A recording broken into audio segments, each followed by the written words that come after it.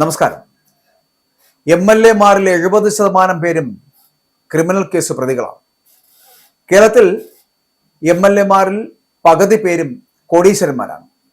കേരളത്തിലെ നിലവിലെ MLA-മാരിൽ 70% പേരും ക്രിമിനൽ കേസ് പ്രതികളാണ് എന്ന് അസോസിയേഷൻ ഫോർ ഡെമോക്രാറ്റിക് റിഫോംസ് എന്ന് പറയപ്പെടുന്ന സംഘടന റിപ്പോർട്ട് ചെയ്യുന്നു. പകുതിയിലധികം പേർ, കേരളത്തിലെ പകുതിയിലധികം പേർ ആയിട്ടുള്ള MLA-മാർ കോടീശ്വരന്മാരാണെന്നും കേരള ഇലക്ഷൻ വാച്ചുമായിട്ട് ചേർന്നിട്ട് പുറത്തുവിട്ട റിപ്പോർട്ടിലാണ് ഇത് പറയുന്നത്.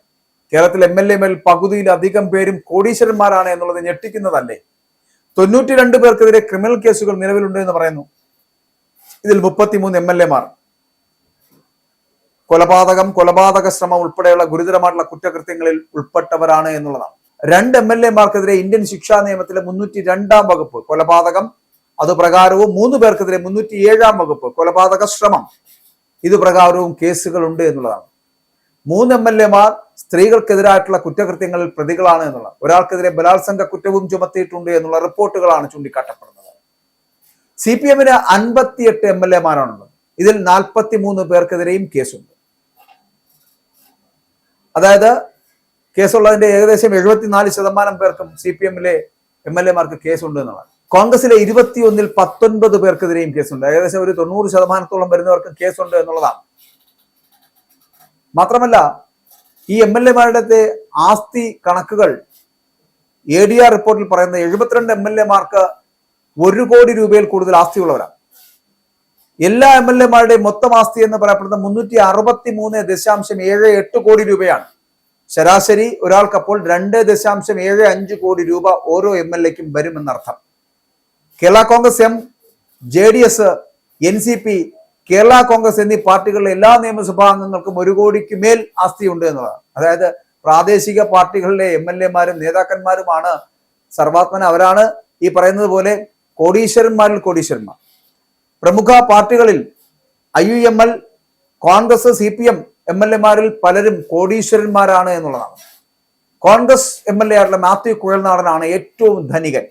അദ്ദേഹത്തിന് ഏകദേശം 34 കോടി രൂപയിലധികം ആസ്തിയുണ്ട് എന്നാണ് പറയപ്പെടുന്നത്. സ്വതന്ത്ര MLA ആയിട്ടുള്ള മാണി സി കാപ്പൻ 27 കോടി രൂപയിലധികം അദ്ദേഹത്തിന് ആസ്തിയുണ്ട് എന്നാണ് പറയപ്പെടുന്നത്.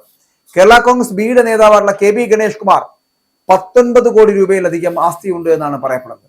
ഏറ്റവും കുറഞ്ഞ ആസ്തിയുള്ള MLA CPM-ലെ PP സുമേധാണ്. ഏകദേശം 9.9 ലക്ഷം രൂപയുടെ ആസ്തിയാണ് സുമോദിനുള്ളത്. വിദ്യാഭ്യാസപരമായി നോക്കുകയാണെങ്കിൽ 61% MLA-മാരും ബിരുദധാരികളോ അതിനു മുകളിലോ യോഗ്യതയുള്ളവരാണ്. 36% പേർ എന്ന് പറയപ്പെടുന്ന 5 മുതൽ 12 വരെ ക്ലാസ്സുകളിൽ പഠിച്ചവരാണ് എന്നുള്ളത്.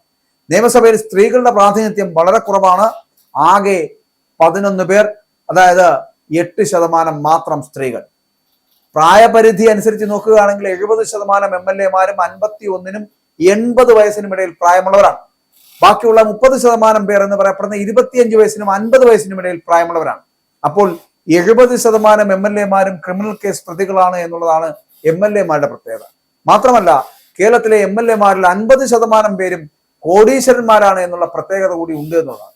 ഇത് മനസ്സിലാക്കിയിട്ട് വേണം ജനങ്ങൾ ആർക്ക് വോട്ട് ചെയ്യണം, ആരെ ജയിപ്പിക്കണം, ജനങ്ങളോടൊപ്പം നിൽക്കുന്നത് ആരാണ് എന്നൊക്കെ മനസ്സിലാക്കാൻ. ഇത് മാത്രമല്ല, ഈ കേസുകളിൽ പെടുന്നവരായിക്കോട്ടെ അല്ലെങ്കിൽ കോടീശ്വരന്മാരായിക്കോട്ടെ, ഇവർക്കൊക്കെ വോട്ട് ചെയ്തവർ അധികാരത്തിൽ വരേണ്ട ആവശ്യകതയുണ്ടോ എന്ന് ജനങ്ങൾ തീരുമാനിക്കും. നിങ്ങളുടെ ആ ഒരു മഷിയാണ് ഇവരുടെ ഭാവി ഭാഗധേയം നിർണ്ണയിക്കുന്നത് എന്നുള്ള കാര്യത്തിൽ തർക്കമില്ല.